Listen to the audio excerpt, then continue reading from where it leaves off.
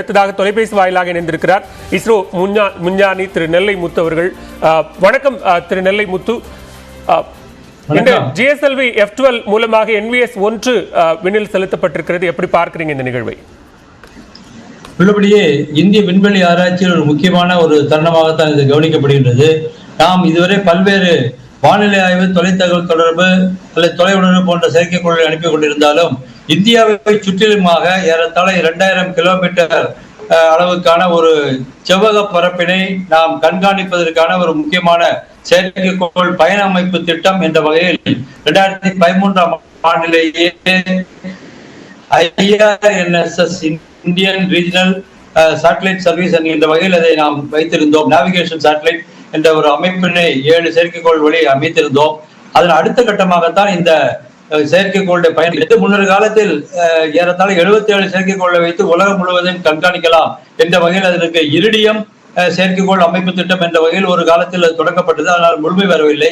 ஆனால் இந்தியாவை பொறுத்தமட்டில் இத்தகைய ஒரு பயணம் என்பது பல்வேறு செயற்கைக்கோளை, குறிப்பாக 10-11 செயற்கைக்கோள்கள் 5-6 சுற்றுப்பாதைகளில் அமைப்பதன் மூலமாக நாம் இந்தியாவுடைய குறிப்பாக நம்முடைய சுற்றிலும் இருக்கக்கூடிய பகுதிகளை எல்லாம் அது பாகை கணக்கில் சொல்வதானால் ஒரு தெற்கேயும் வடக்கேயும் கிழக்கேயும் மேற்கேயுமாக ஒரு 2000 கிலோமீட்டர் சதுரத்திற்கு நாம் நம்முடைய நிலப்பரப்பை, கடல் சார்ந்த பரப்பையும் கண்காணிக்க முடியும். இதில் பயன்படுத்தப்பட்டிருக்கின்ற ஒரு மின் அணு சார்ந்த ஒரு கடிகாரம் இருக்கின்றது. அந்த கடிகாரம் என்பது நம்முடைய சாதாரண கடிகாரங்கள் எல்லாம் ஒரு நொடிக்கு ஒரு நொடியைத்தான் காட்டிக் கொண்டிருக்கின்றன.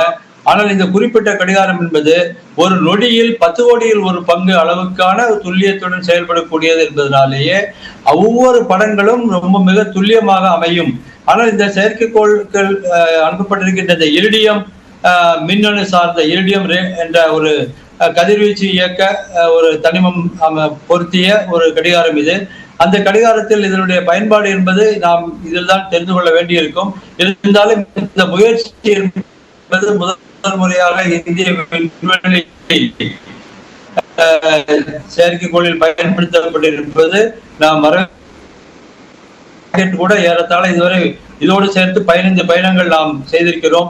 அதில் 3-4 பயணங்களை தவிர மற்ற பயணங்கள் வெற்றி பயணங்களாகத்தான் அமைந்திருக்கின்றன என்பதை நான் கவனிக்கின்றேன். ஆக இந்திய விண்வெளி துறையை பொறுத்த மட்டில் இது ஒரு முக்கியமான ஒரு பயணம். அது மட்டும் பொதுவாக இந்த GSLV என்கின்ற ராக்கெட் என்பது 36,000 கிலோமீட்டர் உயரத்தில் பூமியினுடைய நிலநடுக்கோட்டு பகுதியில் இடுப்பு பகுதியில் சுற்றி வருகின்ற ஒரு தகவல் தொடர்பை ரக செயற்கைக்கோள்களை அனுப்புவதற்காக உருவாக்கப்பட்டது. இந்த முயற்சியின் போது இது பூமியை துருவ பாதையில், அதாவது தெற்கு வடக்காக ஏறத்தாழ ஒரு 1500 செயற்கைக்கோள் செலுத்தப்பட்டிருப்பது என்பது இதனுடைய மற்றொரு முக்கியமாக கருதப்படுகிறது.